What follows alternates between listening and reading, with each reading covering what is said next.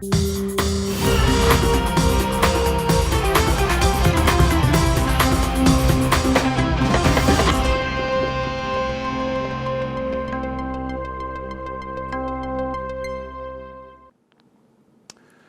dia, pessoal, bom dia. Hoje é quinta-feira com cara de sexta, dia 17 de abril de 2025. Nós estamos começando agora às 7 horas em ponto, mais uma edição do Desperta. A minha última edição dessa semana, porque amanhã nós estamos de folga, quer dizer, por isso eu falei que é uma quinta-feira com cara de sexta. E nesse sextou antecipado, o noticiário político continua bastante quente, né? Com a entrada em cena de alguns protagonistas de outros momentos da história, como, por exemplo, Michel Temer, né? E aí nós estamos vendo uma situação curiosa se criar, porque, em tese, essa proposta defendida pelo Temer atenua as penas dos bagrinhos do 8 de janeiro, mas mantém as punições e até agrava, tá? Para quem coordenou e comandou isso tudo. É de se pensar aqui se um golpista pode realmente conspurcar o interesse de outro, né? Estamos falando aqui do golpista Temer contra o golpista Bolsonaro. Parece que a intenção anunciada é boa, mas a gente sabe que de boas intenções o inferno está cheio, né, gente? Então, por trás do Temer, é sempre bom a gente colocar de molho as nossas barbas aqui para saber o que sai dessa cartola, né? Por enquanto, parece bastante palatável a proposta, porque ela, de fato, tem pretensamente a intenção de não anistiar quem comandou os atos golpistas no Brasil, e isso conspira contra os interesses do Bolsonaro, né? Mas vamos ver como é que vai ser essa discussão agora toda, porque o fato consumado ao longo da semana é o de que a anistia é um projeto que realmente está criando uma pressão política muito grande em Brasília e alguma solução vai ter que ser dada para isso. Então, esperamos aqui que, para não perder os dedos da institucionalidade, as pessoas tolerem a entrega de alguns anéis, como, por exemplo, a redução de pena dos bagrinhos, né? Mas é muito cedo para a gente saber como é que essa negociação toda vai se formar, qual é o ambiente que vai sair disso aí. Porque o certo é que, ao longo da história, golpistas sempre tiveram, né, a complacência das elites políticas brasileiras. É exatamente isso que está acontecendo agora com esse projeto de anistia que, supostamente, segundo o Sóstenes Cavalcante, tem assinatura de 265 membros da Câmara, fazendo com que isso vá alguns votos além dos 257. São 8 votos além dos 257 mínimos para aprovar não o projeto da anistia em si, mas sim o projeto de urgência que antecede a votação do PL da anistia, tá? Esse é um das áreas do noticiário sobre as quais a gente vai se fixar hoje aqui. E a outra, ainda, né, o tarifaço, a nova ordem mundial imposta por Trump, a partir das tarifas absurdas que está impondo aí a alguns países que ele pretende cercar para redefinir a geopolítica global e sepultar o comércio multilateral como a gente conhece. Então é isso que nós vamos trabalhar hoje aqui no noticiário, com mais algumas notícias bem interessantes. Eu vou passar aqui para essa câmera porque eu quero chamar já o meu amigo Alex. Bom dia, Alex. Bom dia, Panunzo. Bom dia, chat. Quintou para nós, Panunzo. Quintou com cara de sextou, né, Alex? Isso mesmo. Olha só, tivemos ontem uma goleada, tivemos sorrisos nos palmeirenses e tristeza no rosto abatido de Neymar. O que foi que aconteceu com este menino frágil, tão doente, de saúde assim, tão duvidosa, meu caro Alex? Diga para mim que eu estou quase chorando aqui neste amanhecer, por favor. Então, aos 34 minutos do primeiro tempo, ele sentiu a posterior da coxa esquerda e pediu para sair novamente. Lembrando que ele ficou 42 dias fora, voltou domingo contra o Fluminense e 3 dias depois já sentiu novamente. Então ele já está especializado na área da medicina. Mas é frágil, Neymar, hein? Pobre menino rico. Não joga nada mais de bola, gente. O negócio do Neymar agora é o banco. Ele é titular do banco, né? Sim. Vai ficar aí mais uns meses aí fora, né? Porque aí lá... Lembrando sempre, lá no Al Hilal, o time dele, nas Arábias, ele passou lá 1 ano e meio, né? Fez só um gol, ficou o tempo inteiro no banco. Sim. E aí o pessoal despachou ele aqui pro Brasil, né? E ainda o sujeito fala com arrogância de quem joga muito futebol, hein, Alex? Isso. E lembrando que no Al Hilal ele fez 7 jogos, 1 gol e 2 assistências nesse tempo todo que ele esteve na Arábia. Então, acho que ele é um ex-jogador de atividade, como eu já falei aqui no Desperta. E Jogador de atividade é bom. sim, e ele vai sair aqui do Santos só com esse histórico de lesão, infelizmente. Enquanto isso, o Caixinha está procurando emprego, né? O Neymar faz a bobagem toda e o técnico é que paga a conta. Sim. Agora, nós tivemos ontem uma goleadaça aí, hein? Sim. Quem é que goleou quem, Alex? Então, o Flamengo tá voltando às origens, fez 6-0 no Juventude jogando no Maracanã. Destaque pro Pedro, que voltou de lesão, ficou a temporada toda passada fora e fez 2 gols, um de cabeça e um de pênalti, e selou a goleada do Flamengo contra o Juventude, e o Flamengo ocupa a primeira colocação no Campeonato Brasileiro. Muito bom, Juventude voltou destroçado para casa, né? Sim. O que mais que nós tivemos, Alex, para a gente complementar a nossa conversa diária aqui sobre futebol? Certo. Ontem, primeiramente, a gente teve o jogo entre Botafogo e São Paulo. Foi um jogão, 2-2. O Sport perdeu para o Red Bull Bragantino. O Mirassol ganha de 4-1 do Grêmio, que derrubou o treinador argentino e que foi mandado embora após essa derrota. O Palmeiras ganhou de 1-0 do Internacional e tem uma informação importante. O Internacional estava a 17 jogos e era o único time das 5 principais ligas do mundo que estava invicto. O Palmeiras, com o gol do Facundo Torres, conseguiu derrubar sem invencibilidade. O Corinthians perdeu de 2-0 para o Fluminense. Vitória 2, Fortaleza 1. O Santos ganhou de 2-0 e o Flamengo ganhou de 6-0 do Juventude. E hoje, para finalizar a rodada, teremos Cruzeiro contra o Bahia. Muito bom. Quer antecipar o resultado, não? Dá uma de Milton Neves? Do Cruzeiro e Bahia? Eu acho que vai ser 2-1 Bahia jogando fora de casa. Muito bom. Então tá aí a alegria dos palmeirenses, tristeza dos juventudenses, sei lá se é assim que chama a torcida desse time. Meu amigo Alex vai pro feriado feliz da vida, com um baita sorriso nos lábios, porque ele é palmeirense e o Palmeiras está numa fase boa, né? Sim. Depois de um longo, tenebroso inverno. Valeu, Alex. Obrigado para nos pôr o programa aqui, então. Gente. Vamos lá?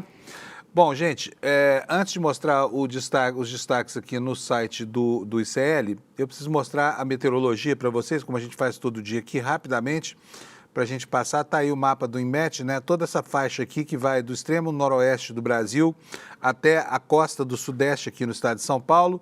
Avisos de chuvas, né? Chuvarada, e nós temos aqui uma área mais crítica, circundando a fronteira sul de Minas Gerais, alerta também de chuvas intensas. Quer dizer, o pessoal que está saindo para o feriado, região de Campos do Jordão, nas Serras Paulista, Mantiqueira, essa coisa toda, se prepare porque o feriado vai ser de bastante chuva, tá?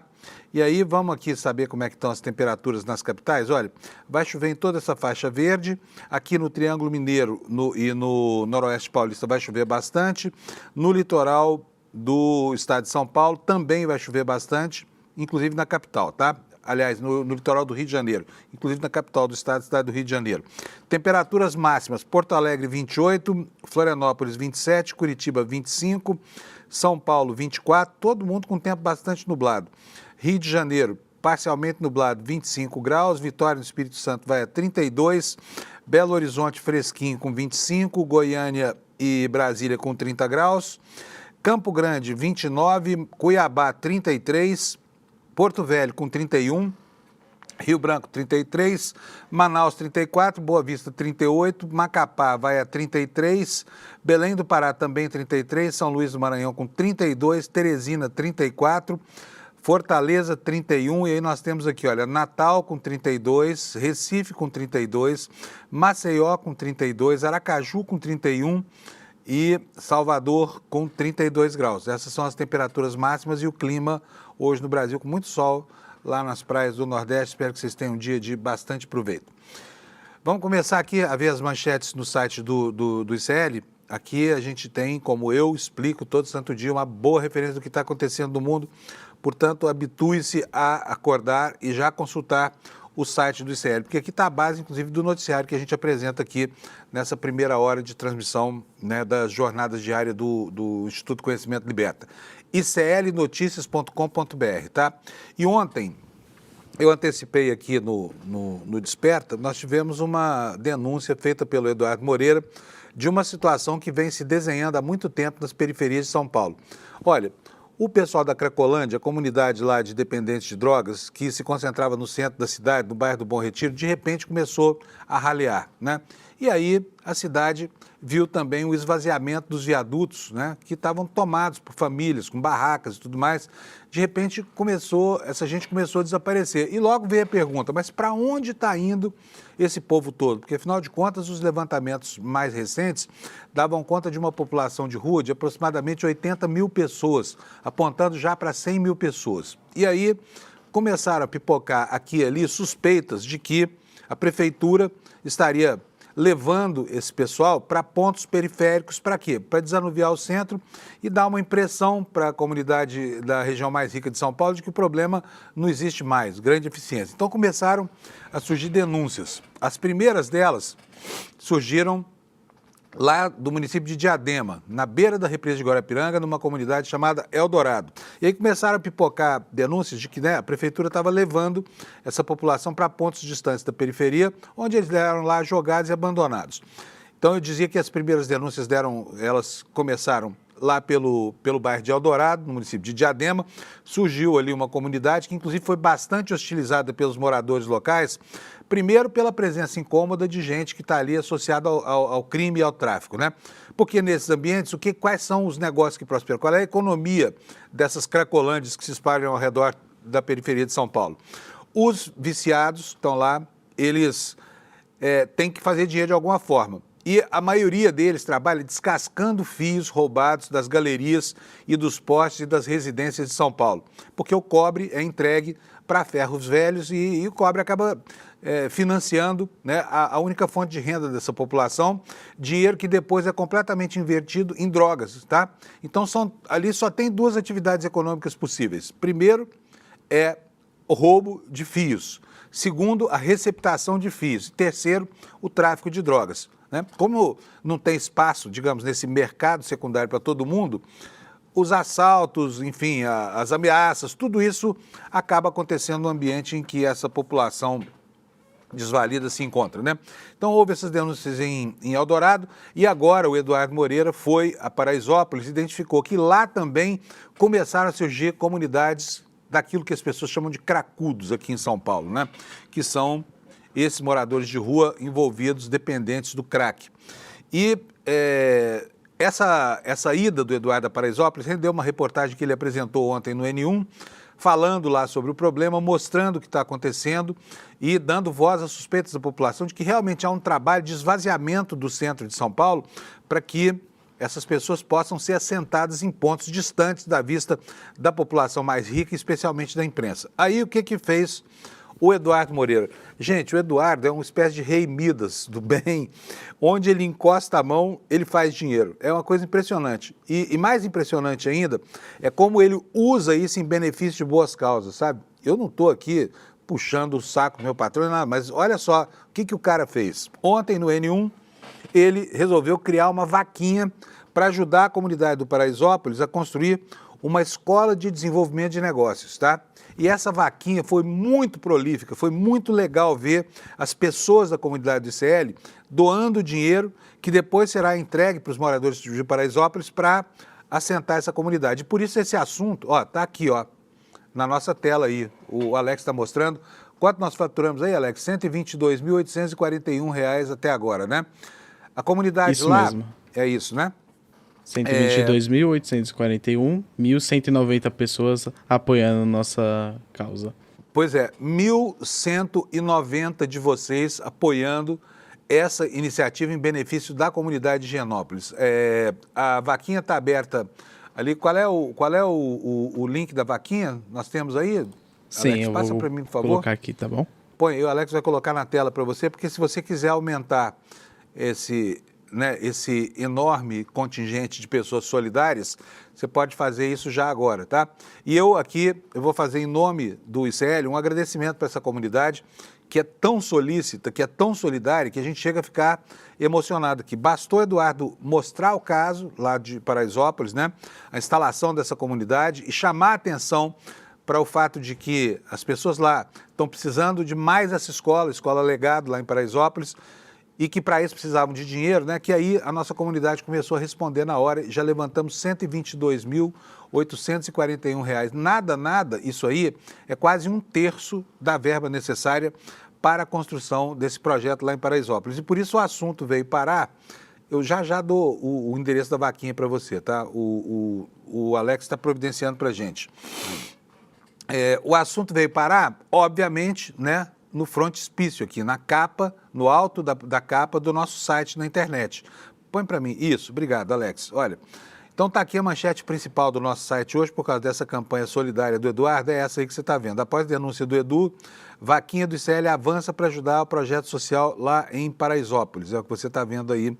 E aqui o meu computador está travadão. Tá na tela. Eu vou ter, tá na tela aí o endereço da contribuição, icl.com.br/ajuda, tá? Com isso aí você contribui para essa causa tão importante, sustentada lá pelos moradores do Paraisópolis, né? E eu vou ler aqui para você um trechinho da reportagem, para você saber como é que foi esse processo todo, né? Você pode ler também lá no nosso site, icl.com.br, e você vai se deparar com esse texto que você está vendo na nossa tela aí. O fundador do Instituto Conhecimento Liberta, Eduardo Moreira, lançou no ICL Notícias, primeira edição desta quarta-feira, vaquinha para ajudar o projeto social Legado em Paraisópolis a construir a primeira escola de desenvolvimento de negócios, tecnologia e comunicação lá da comunidade do Paraisópolis. Ah, e vocês viram que a minha... Aqui vocês estão com o meu WhatsApp na tela. Tira para mim, por favor, que eu vou abrir de novo aqui o browser do nosso programa aqui com o meu roteiro. Né, gente? Bom, já abri aqui de novo, já está aqui na tela. Pode voltar a imagem, por favor, Alex. Então, tá aí, a meta da campanha é arrecadar R$500 mil. É dinheiro para burro, precisa de muita gente, né? Se nós estamos com 1.000 e poucas pessoas aí que já contribuíram, nós vamos precisar chegar a 5 mil. Então, talvez você queira dar uma contribuição de qualquer valor nessa vaquinha que está aqui, ó, icl.com.br/ajuda, tá? Então, vamos lá. Até agora, a contribuição de 1.169 pessoas, não, esse número já está superado, já chegamos a R$122 mil. Aqui, na hora do fechamento do texto, eram 119 mil, e eu espero que isso ande agora ao longo dessa edição do Desperta. A matéria assinala que a campanha busca criar uma escola dentro da favela de Paraisópolis para formar jovens e adultos para as carreiras que mais crescem no Brasil hoje. Quais são? Comunicação, desenvolvimento e negócios, programação, inteligência artificial, dados, tudo isso deve estar acessível para quem vive nas quebradas, é o que dizem lá os moradores do Paraisópolis, né? Então, muito bonita essa iniciativa aqui, ela nasce da constatação de um problema, né, de um processo que tudo leva a crer seja um processo de higienização social, né, de uma gentrificação negativa provocada nos bairros da periferia de São Paulo para tentar mascarar a situação do centro, tá? Bom, isso posto, vamos passar para frente aqui, depois eu vou repetir aqui o endereço para que você faça a sua doação, mas está aí na tela para você, icl.com.br/ajuda, se quiser você pode com calma fazer isso ao longo do programa, a gente vai repetir esse link para você, tá bom? Segunda manchete, olha, duas empresas grandes, duas mega empresas, estão barrando a chegada de energia elétrica para a comunidade de quilombolas no sul da Bahia, né? E esse é outro assunto que está em destaque aqui no nosso site. Vamos ver do que trata isso. As multinacionais são Suzano e Veracel. E eles não estão deixando a energia elétrica chegar em comunidades quilombolas lá do sul da Bahia, né? O intertítulo da matéria aqui diz que as multinacionais bilionárias estão dificultando a instalação de postes próximos a fazendas de eucalipto. Famílias tradicionais vivem ali sem luz. A reportagem é do André Alzeda, aqui da nossa redação, informando o seguinte: desde quando meu pai me criou aqui nessa terra, eu nunca vi luz por aqui. Já ouvimos várias promessas de que seria instalada, mas nunca chegou. É o depoimento do senhor José Aleixo, 74 anos, sob a luz fraca de um candeeiro. Relato gravado em vídeo por moradores da comunidade Volta Miúda, que pertence ao município de Caravelas, né, um paraíso turístico lá no sul da Bahia. A cidade de Caravelas está contemplada no programa Luz para Todos. Aliás, esse Luz para Todos é um programa espetacular que vem lá do primeiro mandato do Lula, que de fato levou luz, levou um pontinho de luz para cada cidadão isolado desse país no meio do campo. E a repercussão social disso foi muito, muito boa, né? Imagina o que é você viver ainda como viviam, né, as populações medievais, cozinhando com lenha, né, sem direito à geladeira, muito menos a diversão sequer de uma televisão, de um radinho, nada disso, né? E o Luz para Todos levou esse conforto para essa população, levou também saúde e longevidade, porque quem tem uma geladeira vive muito mais por causa da incidência de doenças no trato digestivo, né? Bom, o que fala aqui o texto? Que a cidade de Caravelas está contemplada no programa Luz para Todos, que foi criado lá no primeiro Lula, retomado agora em 2023, quando o presidente voltou, né? O Lula voltou à presidência. Em parceria com a Coelba, que é uma empresa privada de energia da Bahia, a União investiu somente no ano passado 3 bilhões para levar energia para comunidades quilombolas, indígenas e baixa renda no estado. Em Volta Miúda, no entanto, há um impasse que afeta 13 famílias, no total de 50 pessoas. O povoado está muito perto de um enorme latifúndio de plantação de eucalipto, que é usado como matéria-prima para a produção de papel. A informação é de que a Suzano tem dificultado os trâmites para a instalação dos postes de distribuição de luz elétricas para essas famílias. O restante da comunidade já tem acesso à energia. Então está aqui o registro dessa situação absurda de empresas enormes, gigantescas, que tentam manter literalmente na obscuridade as pessoas lá no sul da Bahia, justamente as pessoas das comunidades quilombolas, que são bastante vulneráveis, né? Outros destaques do ICL: o ministro Fernando Haddad afirmou lá nos Estados Unidos que os Estados Unidos são incoerentes quando tarifam o Brasil, porque, segundo ele, a postura brasileira é a melhor possível ante um parceiro histórico. Foi o que disse o ministro da Fazenda lá nos Estados Unidos. O ministro da Fazenda, Fernando Haddad, disse nesta quarta-feira que o governo dos Estados Unidos é incoerente porque estabelece tarifas adicionais aos produtos brasileiros, atitude que não faria sentido em um país que tem superávit em relação a outro. É um fato que ele tem ressaltado desde o começo dessa história toda, né, que os Estados Unidos são superavitários na relação comercial com o Brasil. Ao contrário do que afirma da China, o Trump não pode dizer, nem por um xiste, nem por brincadeira, que o Brasil rouba os Estados Unidos. Mais correto seria dizer que os Estados Unidos, que são muito maiores do que o Brasil, economicamente, demograficamente, estão roubando o Brasil, né? E aí diz o ministro o seguinte: essa é a incoerência que estamos tentando chegar às autoridades americanas. Vamos ter que fazer valer o que o Congresso aprovou com unanimidade, a lei da reciprocidade.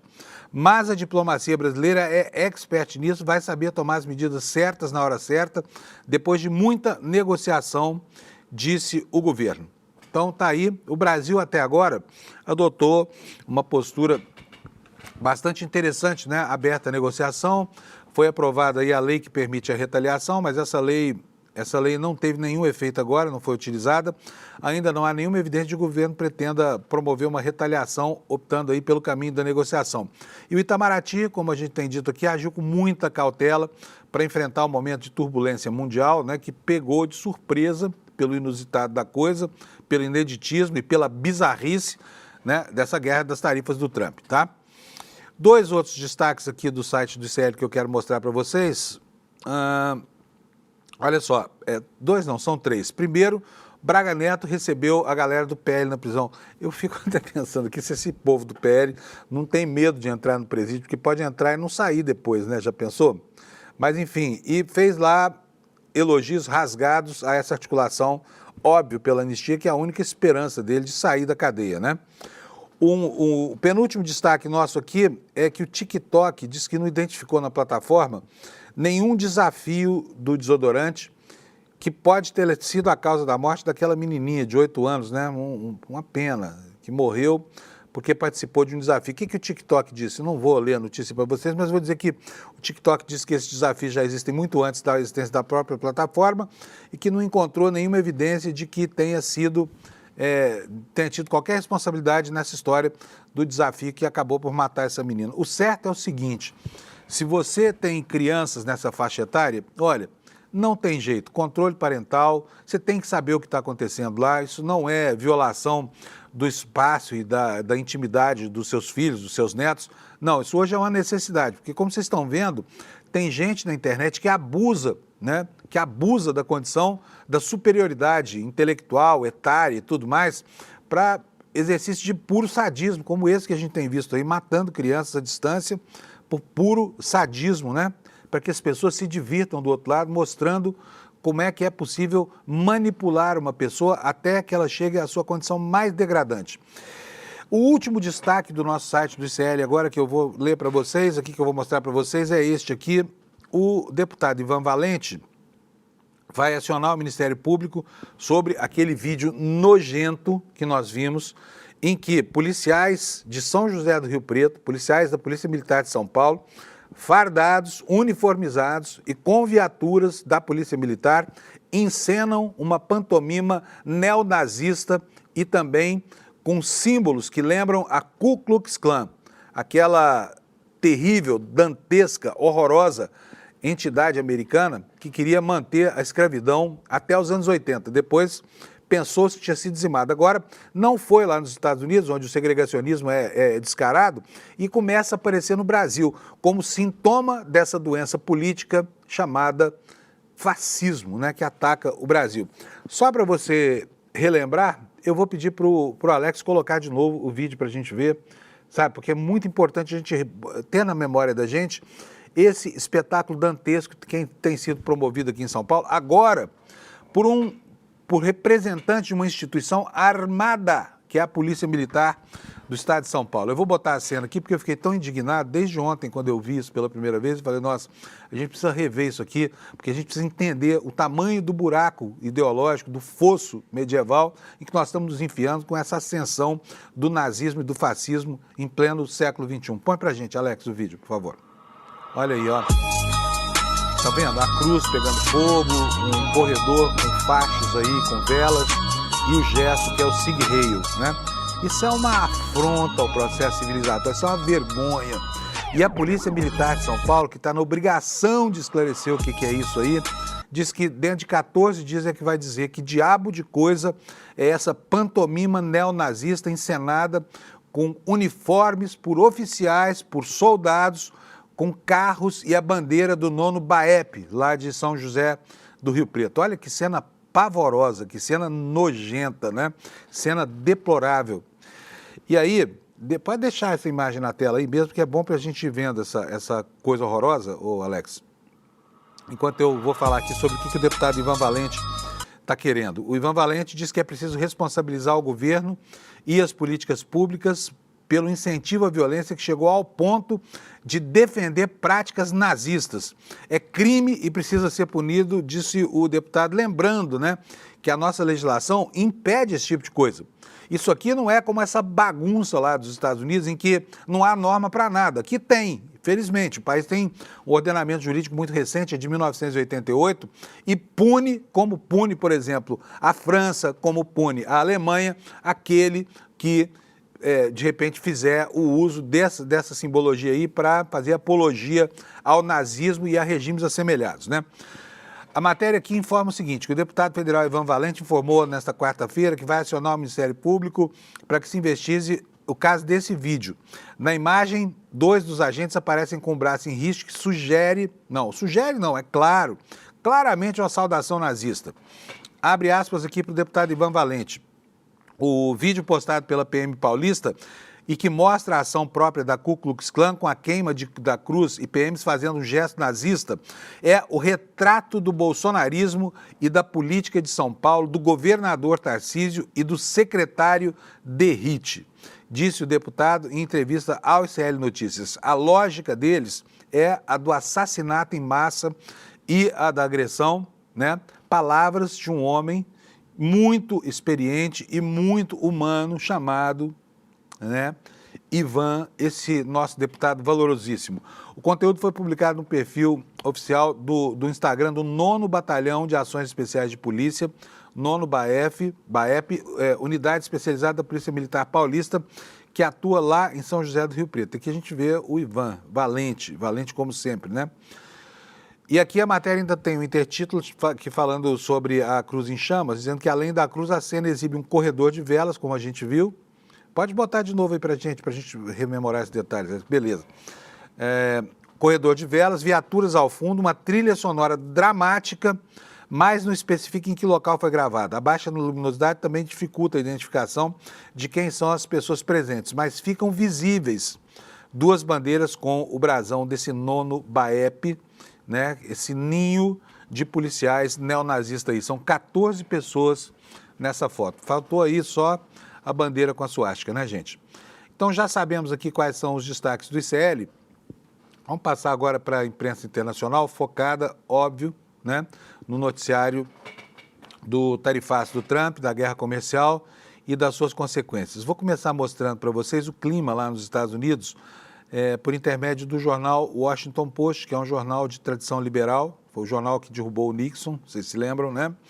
E o jornal aqui preocupado com, primeiro, cortes em programas sociais, que vão ferir de morte a saúde, que já é parca nos Estados Unidos, corte seria de 40 bilhões, 1/3 do orçamento dessa rubrica lá nos Estados Unidos, né? Mas a guerra aqui agora é mesmo com as universidades, tá? O governo Trump está às voltas com a Universidade de Harvard, porque Harvard teve uma postura bastante altiva, né, nessa história toda. O governo Trump ameaçou cortar fundos da escola se ela não acabasse com os programas de inclusão. A universidade falou que isso é a autonomia dela, que o governo dos Estados Unidos não tem nada a ver com isso, e aí o Trump mandou congelar 2 bilhões e 200 milhões de dólares de fundos que eram destinados para o governo, a essa que é hoje talvez a universidade mais importante do mundo, em todos os sentidos. Produção acadêmica, né, importância institucional, tudo isso. E aqui, na segunda leva dos destaques aqui no Washington Post, está a informação de que o governo Trump está pedindo que se revogue o status de isenção fiscal de Harvard, ou seja, quer que a escola, que a universidade passe a pagar imposto, né, saindo do espectro aí do financiamento social que, às vezes, é destinado a esse tipo de instituição lá nos Estados Unidos. E o jornalzão diz o seguinte, que a diretriz é uma escalada significativa da rivalidade do Trump com as instituições da Ivy League e com outros grupos sem fins lucrativos que a Casa Branca considera membros da cultura woke, né? Então, aí vem as perguntas seguidas aqui, nós não vamos entrar nisso aqui, porque isso aqui diz respeito a uma discussão interna intrincada lá, nós vamos só ficar aqui no alto, né?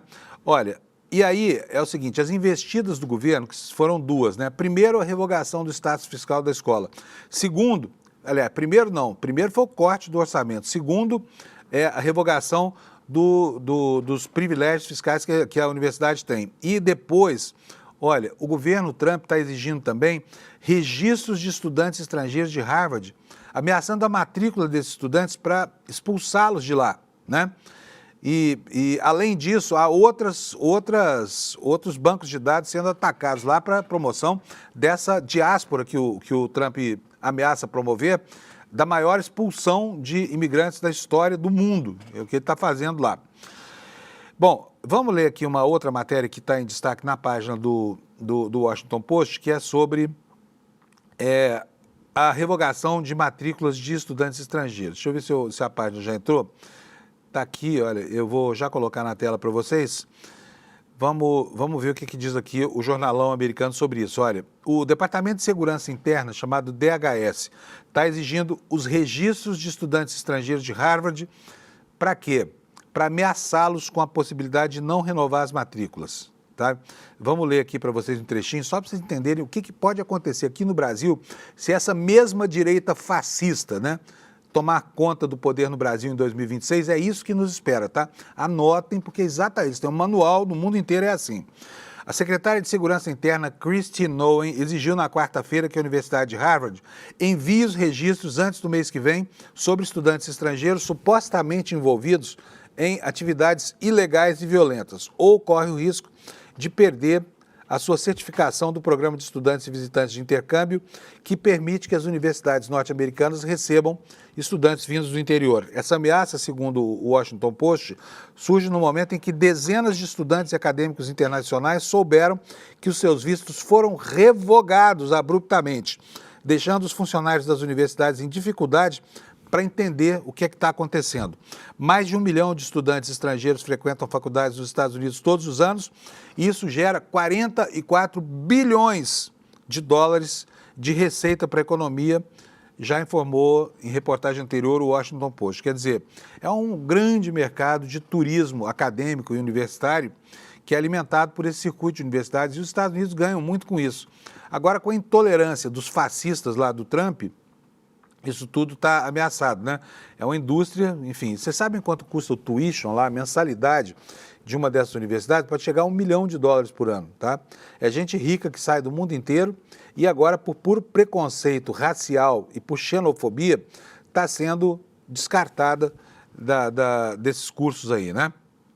Bom, vamos aqui agora para uma matéria do Globo que dá conta de outra situação que acontece lá nos Estados Unidos, porque quando Harvard, ao contrário de Colômbia, que teve uma postura covarde, Colômbia que é uma universidade importantíssima lá em Nova York, quando Colômbia abaixou as calças, Harvard levantou o peito, né? Harvard falou, não vem não, porque aqui não tem, pode ameaçar com o que quiser. E aí, olha só, outras universidades americanas passaram a ter, né, um sentimento de altivez, que gerou essa manchete que está no jornal O Globo. Seguindo o exemplo de Harvard, universidades americanas reagem ao cerco de Trump em educação. As instituições de elite contestam os cortes de financiamento e interferência da Casa Branca, embora os republicanos alertem para riscos de confrontar o presidente em meio à sua cruzada ideológica, né? A matéria destaca que o choque entre o Trump e Harvard, que se opôs abertamente ao cerco federal, abriu um caminho para a formação de um movimento de resistência que começa a ganhar força em outras universidades dos Estados Unidos. Após a firme posição de Harvard contra as pressões e ataques de Trump, outras instituições de elite também passaram a contestar os cortes de financiamento e as interferências da Casa Branca, embora muitos republicanos alertem para os riscos de confrontar o presidente imperial, daquele imperador norte-americano, né? Enfim, está aí dado o clima de caça às bruxas, né? Lembra muito, mas muito mesmo, o clima em 1933 na Alemanha, quando Hitler assume o poder como chanceler, né? Que desagou depois na Noite dos Cristais, em outros movimentos que tinham por objetivo acabar com a intelectualidade, queimar livros, enfim, acabar com aquilo que é próprio do pensamento muito consolidado, que é a crítica política. Porque todo ditador, Trump entre eles, embora não possa ser considerado ainda um ditador normal, um ditador convencional, todo anocrata e todo déspota acabam, né, se indispondo com essas fontes de pensamento crítico que são as universidades, né? Basta lembrar que na Idade das Trevas houve quase 1000 anos de censura a tudo quanto é tipo de iniciativa que confrontava o poder divino e o poder imperial, o poder dos imperadores, né? Olha, outra coisa que acontece, eles estão às voltas lá também com aquela história do homem de Maryland, que é aquele sujeito que foi deportado ilegalmente, não tinha nada errado com ele, mas pegaram o sujeito, botaram no avião e mandaram para El Salvador, naquele presídio horroroso lá que o Bukele aluga para os Estados Unidos. Aquela vergonha internacional, né? Um país servir de presídio para as ilegalidades de outro é o fim da picada. E ontem, um senador do estado de Maryland, que é o estado onde é Abrego Garcia, que chama esse sujeito que foi preso legalmente lá, um senador de Maryland tentou visitá-lo lá em El Salvador. E sabe o que aconteceu? El Salvador se recusou a deixar um senador americano ir ter com um homem que foi deportado por engano. E é incrível a teimosia do governo Trump com relação a esse caso, porque mesmo sabendo que houve um erro flagrante, ele se recusa a pedir ao Bukele que mande o cara de volta. E o Bukele, fazendo eco, né, ao patrão dele, porque é um sabujo do Trump, se mantém numa posição de fazer galhofa com relação não, vamos mandar, eu não posso resolver isso por mim. Imagina se eu vou mandar um sujeito para os Estados Unidos, que os Estados Unidos deportaram de lá. Então, assim, um imbróglio, para quê? Para demonstrar apenas o espírito sádico que cerca essas operações todas, sabe? E infundir temor entre os imigrantes. Só pode ser por isso, né? A matéria conta que o senador Van Hollen viajou para El Salvador na quarta-feira para pressionar pela libertação do Abrego Garcia, o homem de Maryland, né? Esse Abrego Garcia é uma das centenas de imigrantes que, lembra a matéria aqui, que o Trump deportou para El Salvador, onde permanecem presos lá, em uma notória mega prisão salvadorenha, conhecido como Centro de Confinamento do Terrorismo, CECOT. É um campo de concentração, viu, gente? O governo Trump afirmou que não pode fazer nada para garantir a libertação do homem de Maryland e o acusou de ser membro de uma gangue chamada MS-13, apesar de seus advogados, né, negarem essa acusação. Olha, o cara é casado, mulher americana, filhos americanos, estava com visto há 10 anos, não tinha nada que está preso. E eles se recusam sob a justificativa falsa de que o cara pertence a uma organização terrorista, se recusam a ordenar a volta dele aos Estados Unidos, que é algo mais kafkiano e algo mais covarde e cruel do que isso, né? E aqui, olha, nós temos aqui uma tuitada do senador, dizendo o seguinte, ó, pousei aqui em El Salvador alguns instantes atrás e procurei manter com a Embaixada dos Estados Unidos uma discussão sobre a liberação do Abrego Garcia, né? E falando aqui, eu espero encontrar os oficiais de El Salvador com o Kilmar, que é o Abrego Garcia, né? Mas não conseguiu. Dizendo aqui que ele está ilegalmente detido e precisa voltar para casa. Mas não conseguiu, o senador não conseguiu vê-lo lá e voltou para casa de mãos abanando, né? Ou seja, perdeu o seu tempo, tá? O governo Trump continua também provocando embaraços para pessoas fora de lá, por exemplo, para parlamentares brasileiros. O que fizeram com a Erika Hilton, gente, é brincadeira, né? A Erika Hilton pediu um visto para participar da Brasil Week da Universidade de Harvard, recebeu o visto, mas o gênero dela foi adulterado pelo governo americano, imagina. Agora, pensa bem, ela é mulher, tá? Ela é mulher, ela fez a transição, ela é registrada, inclusive na certidão de nascimento dela, o gênero está inscrito como mulher. Só que no visto aparece a condição masculina, o que é uma afronta, né? É uma afronta, é uma picuinha, sabe? É uma picuinha grande de gente que tem dúvidas sobre a sua própria sexualidade. E a Erika Hilton disse aqui, olha, que meus documentos são femininos.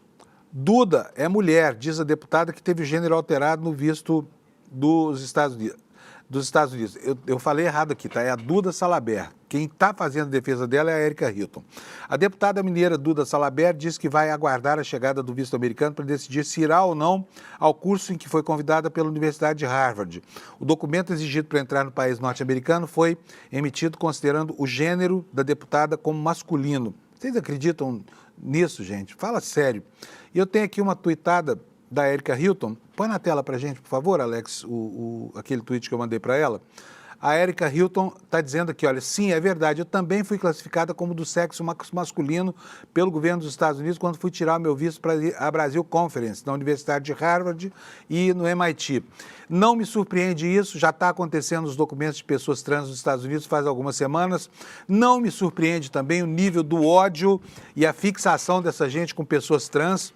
Afinal, os documentos que apresentei são retificados, eu sou registrada como mulher, inclusive na certidão de nascimento. E vem aqui para mim, quero deixar aqui uma pergunta, como é que o Serviço de Imigração, como é que o Consulado dos Estados Unidos que concedeu esse visto foi buscar informação sobre o sexo originário, né, dessas deputadas, já que toda a documentação delas, que formaliza o processo do pedido do visto, anota o gênero como gênero feminino, né? Volta para mim o tweet na tela, fazendo favor, Alex. E então prossegue aqui. Ou seja, estão ignorando documentos oficiais de outras nações soberanas, diz aí a Erika Hilton, até mesmo de uma representante diplomática para ir atrás de descobrir se a pessoa em algum momento já teve um registro diferente. Ou seja, estão fazendo devassa na vida das pessoas, tá? Mas no fim do dia, eu sou uma cidadã brasileira, tenho os meus direitos garantidos e a minha existência respeitada pela nossa própria Constituição, legislação e jurisprudência, tá? Então tá aí a resposta, né, dessas parlamentares trans indignadas com essa intromissão, com essa interferência, com essa bisbilhotice que vai além dos registros oficiais para contrariar a documentação originária no Brasil, certidão de nascimento, carteira de identidade, essa coisa toda, tá? Vamos ver agora a manchete. Aliás, eu não vou ver o New York Times, não vou passar direto pelo Times hoje, vou direto para o Guardian aqui, porque o Guardian hoje está na capa, a gente fica falando só de Trump, tarifa, e o mundo continua rodando, né? Pelo menos a Terra que não é plana. E há outras terras por aí rodando no nosso universo, e o Guardian hoje, mudando, né, a cantilena habitual aqui da imprensa dos últimos dias, traz uma notícia alvissareira sobre a busca de vida fora da Terra. Sabem que a preocupação da humanidade desde sempre é isso, né? A dúvida sobre se nós estamos sozinhos ou não no espaço, e agora surgiu uma evidência forte que pode trazer a perspectiva de vida em outro planeta. Agora, isso não significa vida inteligente, tá? Só que o Guardian reservou um espaço nobre aqui no alto da sua primeira página para essa manchete que você está vendo aqui. Cientistas aclamam a evidência mais forte até agora de vida fora do nosso sistema solar.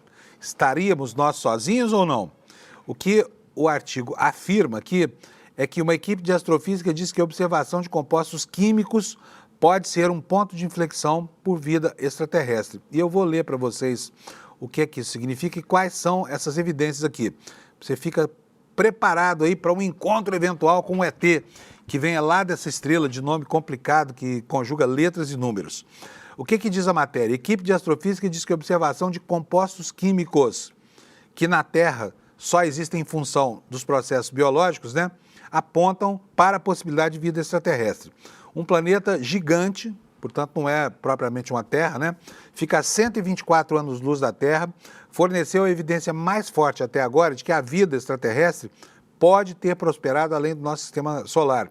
Observações feitas pelo telescópio James Webb desse planeta chamado K2-18b parecem revelar as impressões digitais químicas de dois compostos que na Terra só são produzidos pela vida. Na Terra, tá, gente? A detecção dos produtos que se chamam dimetilsulfeto e dimetilsulfeto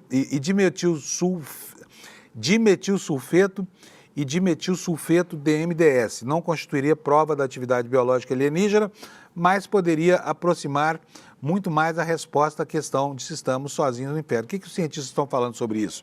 Essa é a evidência mais forte até o momento da atividade biológica além do sistema solar, disse o professor Nico Madhustan, astrofísico da Universidade de Cambridge, que liderou essas observações. Estamos muito cautelosos, temos que nos questionar sobre a veracidade desse sinal. Gente, vamos falar um pouco sobre a questão do impeachment, né? Do impeachment, não, da anistia, porque ontem nós tivemos mais uma vez aquele falso religioso que assaca contra as instituições o tempo inteiro, o Malafaia, de novo xingando gente. Só que agora ele foi xingar a direita. Foi xingar um parlamentar do PL que está se opondo à anistia, que não assinou o requerimento de urgência. Foi só um parlamentar. Mas olha, a vida desse sujeito virou um inferno. Virou um inferno. Eu vou pedir para o Alex colocar já o vídeo para a gente. O nome do deputado é Antônio Carlos Rodrigues. Ele já foi ministro, inclusive, do governo da Dilma e não assinou a anistia porque ele acha que é danoso, inclusive, para a imagem do partido. Ouçam o que o Malafaia disse a respeito desse deputado. Eu quero dar uma primeira palavra para ele, usando um provérbio de Salomão. Provérbios, capítulo 17, versículo 28. Até o tolo, quando se cala, se passa por sábio. Você perdeu uma oportunidade de ouro, deputado, de ficar calado e não vomitar um monte de asneiras da tribuna da Câmara dos Deputados. Entenda, preste atenção. Quer dizer que Bolsonaro, o líder maior do partido que ele pertence, e os 90 deputados do PL estão errados. Ele é que está certo. 174 deputados de diversas legendas que assinaram a urgência estão errados. Isso é, a maioria dos deputados da Câmara estão errados. Ele é que está certo. Quem tem interferido de maneira ilegal e por várias vezes no Poder Legislativo e Executivo é seu amiguinho Alexandre de Moraes. Vamos parar com essa narrativa mentirosa. Quer dizer que Bolsonaro quis dar golpe? Donas de casa, idosos, faxineira, sorveteiro, pipoqueiro, trabalhador, quis dar golpe sem arma na mão? Isso é uma farsa de pura perseguição política do seu amiguinho, o ditador da toga, Alexandre de Moraes. Você tinha que ser expulso do PL, cara. Quem é que esse vendilhão do tempo tá atacando, hein? Atacando um deputado do PL, gente. Pode isso? Mas é demais. E respondeu, criticou o deputado, por quê? Porque o deputado falou que ele devia, já que só fala sobre política, devia se candidatar. E o Malafaia não quer se candidatar, né? Agora, vocês viram como ele tá? Bota pra nós a imagem dele aí de novo, fazendo favor, Alex. Tá lindo ele. Eu quero de óculos. dar uma primeira... Olha, que óculos é esse aí, hein? Será que ele vai a alguma festa rave? Vai tomar uma bala e ficar com os olhos empanados lá, sei lá que diabo de coisa é essa esquisita. Mas olha, gente, outro dia, quando veio a cirurgia do Bolsonaro, foi na segunda-feira passada, eu disse aqui para vocês, vocês vão se lembrar disso, que havia um fato no ar, aí, digno de nota, que é o Carlos Bolsonaro, Carluxo, retuitando um texto de quem? Michele Bolsonaro, a maior desafeta da vida dele, né? E hoje o Globo, né, com 4 dias de distância, está nos dizendo aqui, olha, que a cirurgia do Bolsonaro pode ter aproximado a Michele do Carlos e que isso pode ter consequências lá na eleição de 2026. O que diz aqui a matéria? Que a aproximação recente de Michele e Carluxo vai criar reflexo lá no xadrez político das eleições de 26. A avaliação de membros do PL, o partido que abriga toda a família, é a de que a chance de a ex-primeira-dama concorrer à presidência aumenta se tiver uma relação pacificada com o enteado. Membros da legenda afirmaram que um dos principais empecilhos para o Bolsonaro considerar a esposa como primeira opção para concorrer ao Palácio do Planalto seria a contrariedade dos filhos, em especial do Carlos Bolsonaro. Então, agora, com eles amiguinhos de novo, fazendo as pazes, um volta a curtir o outro, a seguir o outro nas redes sociais, aí a família estará unida, né, em torno do nome de Michele. A questão é saber se o Bolsonaro quer a Michele no jogo, né? Ontem teve a divulgação, ontem não, foi anteontem, de um vídeo estranho, que a Michele aparece lá como na cerimônia do lava-pés, lavando os pés do Bolsonaro, todo estropiado lá no hospital, como ele gosta, aliás, de aparecer, né, para chamar a atenção e causar comoção e pena entre as pessoas, né? A matéria informa também que a cirurgia realizada no domingo é outro fator entre a aproximação de ambos. Michele e Carlos despontam hoje como os principais responsáveis pelos cuidados do ex-presidente, que segue internado no Hospital DF Star. A gente já sabia que o Carlos Bolsonaro tinha uma relação muito estranha com o pai, né? E também era público notório que tinha uma relação muito estranha com a Michele. Agora, mais estranho ainda será ver os dois de mãos dadas, já que ambos se odeiam, né? E o Bolsonaro ama tanto esse filho de paixão que posterga a própria esposa quando está em questão ali o embate entre ambos, né? Outra coisa, o líder do PL, né, o Sóstenes Cavalcante, está dizendo que o Bolsonaro vai dar aval a um novo texto de anistia lá do hospital mesmo. Vocês viram que o Bolsonaro já está tuitando lá do hospital, está na UTI, não pode receber notícia, mas está no Twitter lá. Não sei se é ele ou se é Carluxo ou quem é que está lá alimentando as redes sociais dele, mas toda hora tem alguma comunicação do Bolsonaro, mesmo que ele esteja lá imobilizado no hospital. A matéria da Folha diz que o líder Sóstenes Cavalcante do PL conseguiu do Bolsonaro a garantia de que dará aval ao novo texto do projeto de lei de anistia para os presos do 8 de janeiro, mesmo lá do hospital. Não pense que esse projeto alivia para o Bolsonaro, não, tá? O Sóstenes disse que o quadro de saúde do Bolsonaro não afeta em nada as articulações para a votação do projeto pela Câmara e que Bolsonaro já está até mesmo, como eu disse, disparando mensagem de WhatsApp lá da UTI, né? A equipe médica mantém interdição de visitas, mas ele publicou fotos, né? Tem publicado fotos nas redes sociais, publicou nessa quarta-feira, em que aparece lendo um documento, não é possível identificar quais os documentos, né? E, enfim, do que trata esse projeto, né? Bolsonaro mandou o PL estudar alternativas para tornar o texto do projeto de lei da anistia a presos do 8 de janeiro mais enxuto. Os técnicos ainda trabalham nessa nova proposta que ninguém sabe qual que é, mas deve ser finalizado no próximo final de semana. O pedido ocorreu depois de uma conversa do Bolsonaro com o presidente da Câmara, Hugo Mota, no último dia 9, encontro totalmente fora da agenda. Ninguém sabe exatamente o que os dois conversaram. Mas pelo zum, né, nós vamos ter aí alguma coisa em torno da redução das penas dos bagrinhos, chamados bagrinhos.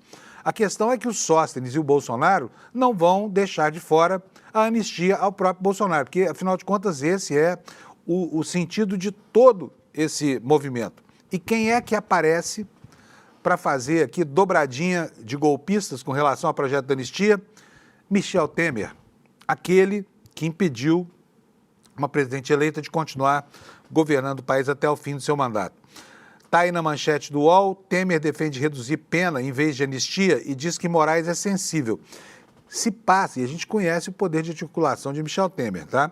Se passa uma proposta como essa, Bolsonaro está frito, tá? Bolsonaro está frito. Portanto, o bolsonarismo já está tripudiando essas manifestações aqui do Temer, o que coloca um golpista de um lado e outro golpista do outro lado. Mas por trás de movimentos que se iniciam, pode haver um sentido implícito que a gente não sabe qual é. Então é melhor ter cautela antes de sair por aí falando, essa medida é muito legal, vamos diminuir a pena e tudo mais. A matéria do UOL diz o seguinte: o ex-presidente Michel Temer, responsável pela indicação do ministro Alexandre de Moraes ao Supremo, afirmou ao jornal O Globo que é legítima a discussão no Congresso de um projeto de anistia aos investigados do 8 de janeiro. Mas, para ele, a melhor saída seria a própria Corte reduzir a pena dos condenados. Temer defende uma proposta meio termo. O ex-presidente acredita que Moraes, o ministro Alexandre de Moraes, não é inflexível em relação a essa solução. E o Temer sabe o que se passa na cabeça do Xandão. Por quê? O Xandão, como se sabe, foi secretário de Segurança do Temer e foi depois indicado pelo Temer para o Supremo Tribunal Federal. O que diz o Temer? O Congresso tem o direito de editar uma lei referente à anistia, não se pode negar isso, mas talvez, para não criar nenhum mal-estar com o Supremo, melhor seria que o próprio Supremo fizesse uma nova dosagem das penas. É possível fazer uma nova dosimetria. Punição houve, tinha de haver, mas também a pena deve ser de menor tamanho. É uma solução conciliatória. O que estou propondo é uma mediação, um meio termo. E aí ele elogia o Alexandre de Moraes, dizendo que Moraes é um ministro moderado, que é sensível e sabe o que fazia, pois não é um sujeito cheio de rancores. Olha, a gente não sabe onde vai dar isso, né? Mas o caminho já está dado. Obviamente que vai ser rediscutida a punição a esses bagrinhos, né? Com implicações lá para os coordenadores de todo esse movimento, que são Bolsonaro, que são o candidato a vice lá, o Braga Neto, na chapa dele, né? Que inclusive estava financiando o assassinato do ministro Supremo. Então, como é que não pune essa gente, né?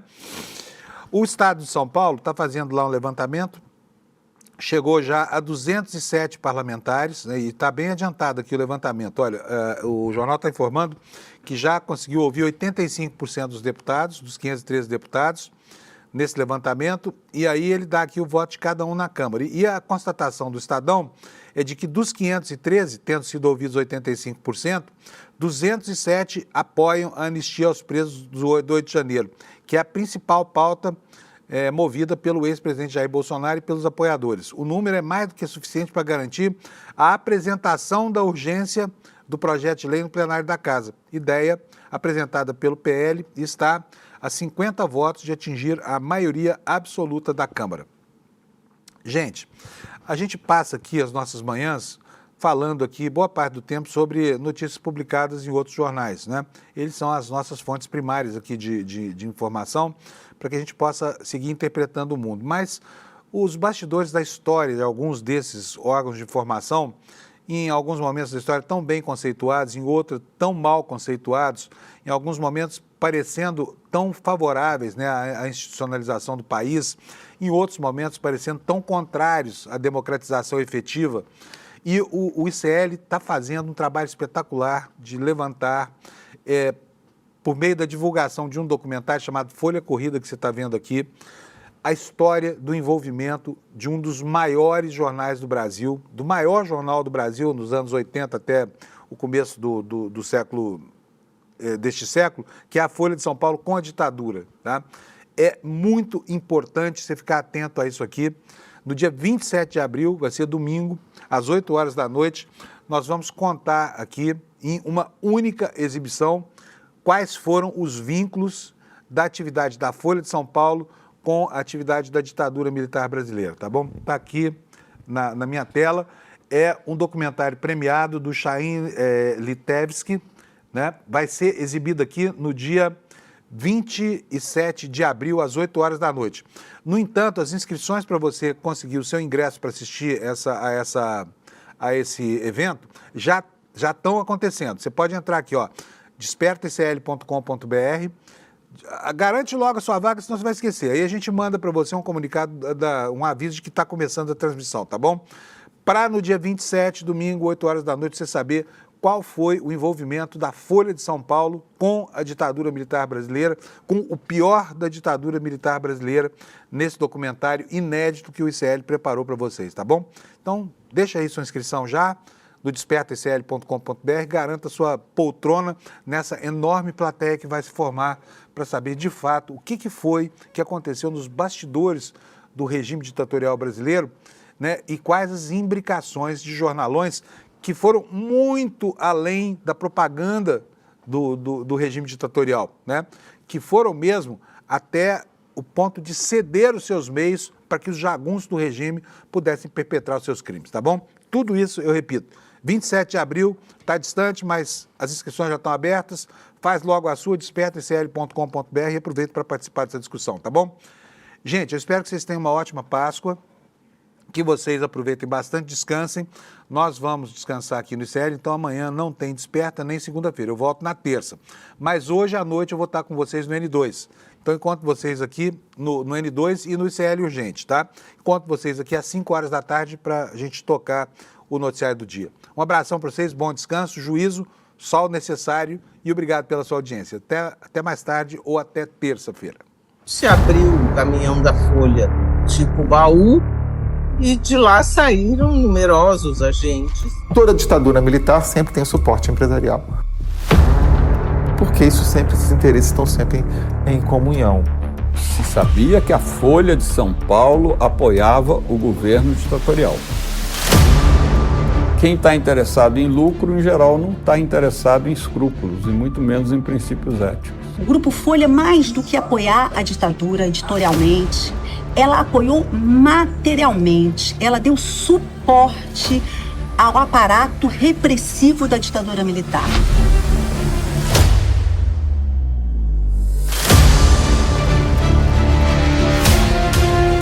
Era um jornal do DOI-CODE. Ninguém contou, eles falavam ali pela linha editorial, pelo jeito como eles tratavam as notícias referentes à repressão política. O pessoal da polícia chegava e punha o revólver em cima da mesa. Trabalhava com o revólver em cima da mesa.